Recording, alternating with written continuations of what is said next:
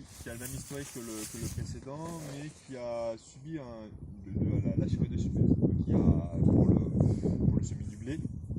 Alors la différence notable, c'est qu'on voit apparaître ici, entre 15 cm voire 20 cm par endroit, l'impact de cette charrue d'échauffeuse. Par rapport à l'autre profil, on voit une densité racinaire beaucoup plus élevée dans cette couche, on va dire de 10, 15, 20 cm, voilà, qui montre bien que l'effet de la charrue d'échauffeuse a été assez favorable à l'implantation des racines, mais aussi que la charrue d'échauffeuse a créé de la minéralisation en détruisant la structure initiale et en amenant de l'oxygène dans le sol, donc en favorisant aussi l'activité microbienne. Donc chose très favorable. Le garde-manger du blé, il est ici, on est parti sur les 10, 15, 20 cm. Alors, par contre, c'est vrai que la charrue d'échauffeuse génère quand même un petit tassement ici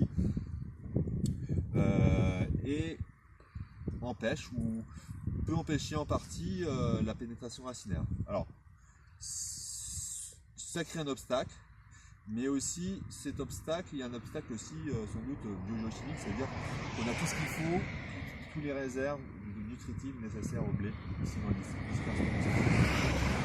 Sur ce profil, contrairement à l'autre, on voit aussi le passif d'un ancien passage de travail du sol, à environ 30-35 cm. On a un tassement assez sévère, entre moins 30 et moins 50 cm, donc qui est lié vraiment à l'historique, l'histoire de ce sol. Donc ça peut générer des problèmes aussi de pénétration racinaire en profondeur. Ce qui peut être embêtant ici, c'est l'accès à la réserve en eau pour la plante. Donc on a quelque chose de très intéressant par rapport à cette charrue d'échauffeuse.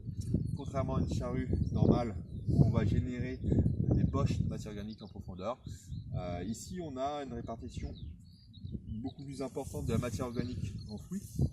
On ne voit pas de poche de matière organique. On devine un petit peu, comme on voit avec le trait blanc ici, le travail, le retournement de sol, mais on voit très peu de résidus de matière organique.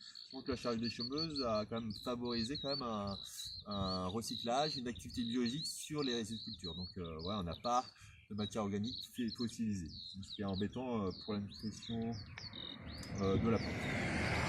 Donc une structure très intéressante ici là. On voit beaucoup de grumeaux de sol, quelques petites zones de tassement, mais on a toujours des petites zones de tassement dans le profil.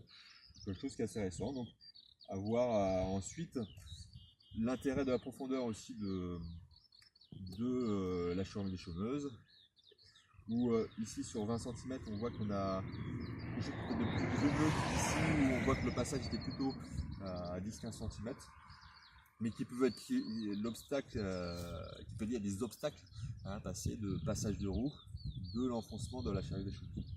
Donc ça c'est à savoir. On a une zone très favorable ici, très grumeleuse, et voilà. C'est des choses je pense à voir sur la charrue d'échauffeuse. Quelle est la bonne profondeur d'application de cette méthode?